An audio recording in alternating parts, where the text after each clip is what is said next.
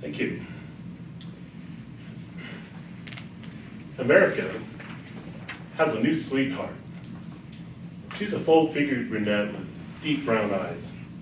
When spotted in public, many people try to capture a selfie with her, but this usually doesn't go so well for them. My entire family has become quite fond of her. We actually have photographs of her hanging throughout our house. My Facebook feed is frequently cluttered with glamorous photos of this truly amazing athlete. Just recently, while I was standing in the grocery store checkout line, there she was, featured on the cover of a magazine, in spite of her facial hair and furry legs. Yeah, if you know me at all, you've probably figured out I'm talking about a buffalo. And here she is. Pretty cute, huh? On May 9th of 2016, the bison became the national mammal of the United States, joining the bald eagle as an official symbol of our nation. However, the history of these majestic creatures proves they weren't always so popular. Today I'll give a brief history of the bison, discuss what the things are like today, and take a look toward the future.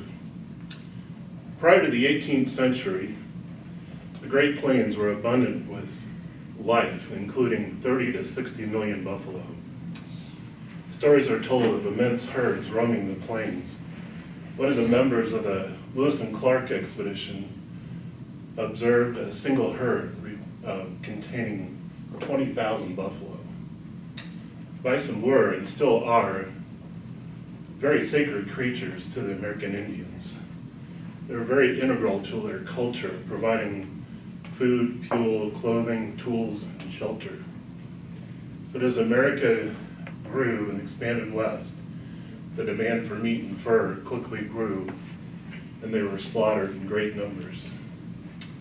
They were also hunted for sport and often shot from trains and just left the carcasses to rot. Even more disturbing was in the 1870s when our government discovered they could manipulate the Indians by eliminating this food source. Hunters were paid the modern day equivalent of $1,400 per day to eliminate great numbers of these bison. By the late 1800s, they were rapidly approaching extinction, with fewer than 1,000 remaining. The restoration of the bison is credited to conservationists like Dr. William Hornaday, Teddy Roosevelt, and just a few private ranchers. Over the last century, the numbers have been steadily increasing. Today, the American bison has become a conservation success story. There are currently about 360,000 bison in North America, with most on private land, and about 35,000 on private and tribal lands. There are 2,500 farms and ranches, with the average herd being only 60. The National Bison Association was formed in 1995. There are currently more than 1,100 members, ranging from small producers like me up to Ted Turner, who has multiple ranches and 55,000 head of bison. The market is very strong, with the current demand far exceeding the supply. It is still very much a niche market.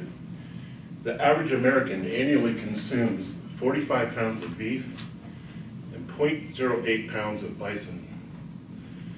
The cattle industry processes more before noon every day than the bison industry does in an entire year. The future looks very bright for our industry. The NBA has a very ambitious goal of increasing the bison population to over 1 million. The main theme at the NBA Winter Conference this year was expansion and how fast can we grow. Since the livelihood of this animal is dependent on the livelihood of the ranchers, the market will need to continue to grow. I was featured in an NPR news story last year where I was quoted as saying, if we're going to save these animals, we're going to have to eat them. Dave Carter, the executive director of the National Bison Association, calls this market-based conservation. By convincing consumers to buy and eat bison, it creates the demand. More ranchers raising them means more animals out on the plains. If you ever had the opportunity of meeting one of these amazing animals up close, you may be wondering how you can help with the conservation effort. My answer to that may sound very odd, but it is quite simple. Eat a bison burger, save a buffalo. Thank you.